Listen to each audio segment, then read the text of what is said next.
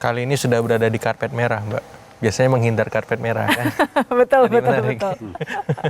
Jadi ini benar-benar titik yang mengharukan ya, Mas Ismail ya. Kalau kita lihat kedatangan seorang Prabowo sebagai presiden, perjalanan yang juga diabadikan juga oleh generasi yang baru ini. Ya benar, ini kalau dilihat ya, saya bisa sabar begitu lama, bertahun-tahun kan. Itu kesannya ya, ini. sabar begitu lama, membuahkan hasil. Tapi nampaknya juga saya yakin Pak Prabowo ini juga memiliki banyak catatan ya, Mbak Esther ya. Betul. Sudah siap-siap kayaknya. Betul.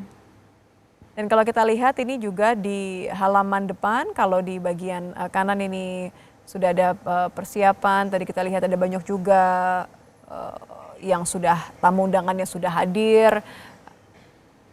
Dan kita lihat ini sudah tiba Wakil Presiden Republik Indonesia Gibran Raka Buming Raka yang memang iring-iringannya tidak terlalu jauh dari iring-iringan Presiden Prabowo Subianto. Ini kita mengintip saja tadi melihat baru tangannya saja ya.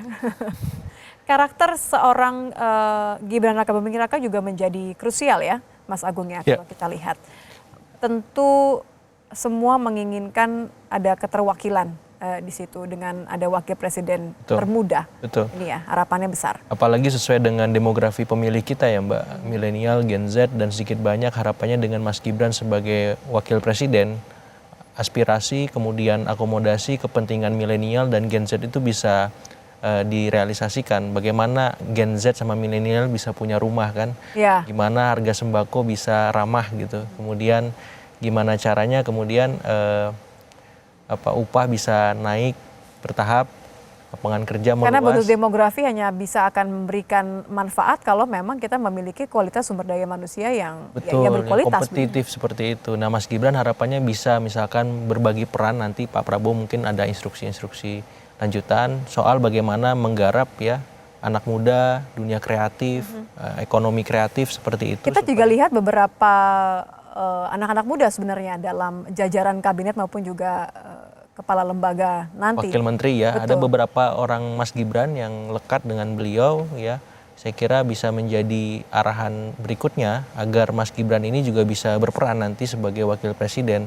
Ya kalau saya selalu melihatnya Pak Yusuf Kalla ya, beliau begitu ciamik sebagai wakil presiden. Ya, mampu dengan manuver yang berbeda dari wakil presiden lainnya ya. Kebanyakan gitu mampu mengorkestrasi, mampu bermanuver, berselancar dengan beragam ya publik, pasar, teman-teman politisi ya. Beliau bisa menjadi jembatan untuk semua.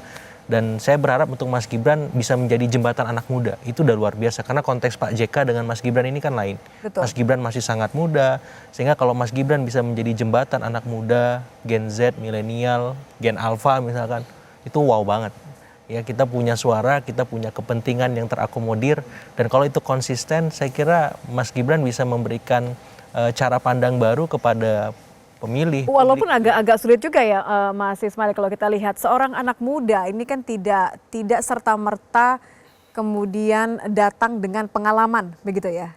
Datang dengan rekam jejak begitu. Nah ketika harus berhadapan dengan nanti orang-orang yang jauh lebih senior, orang-orang yang jauh lebih berpengalaman, pasti kan netizen juga akhirnya bagaimana nih menempatkan diri. Satu sisi kita anak muda, kita pengen membuktikan diri juga, tapi bagaimana caranya menangkap itu di netizen ya? Ya jelas itu salah satu yang menjadi kekhawatiran netizen kan di situ ya. Mengurusi negara ini kan nggak sederhana.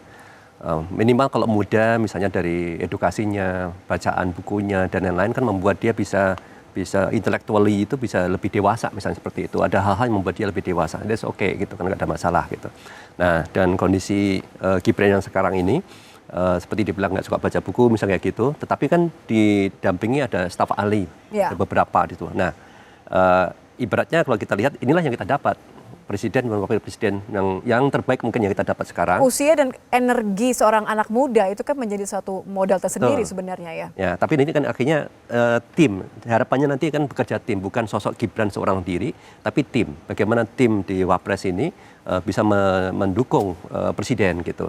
Dan terutama itu keberpihakan. Saya kembali lagi keberpihakan karena bisa saja solusi itu kan bisa apapun, tapi yang akan dimenangkan siapa? Ya, pro rakyat atau tidak begitu ya. Golongan menengah, atas atau dan bawah yang selama ini selalu menjadi diteriakkan ini.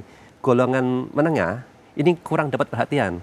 Mereka dimintain pajak tinggi gitu, akhirnya turun ke bawah gitu kan. Yang kemudian yang di atas. Nah, hal seperti ini kan soal kebijakan.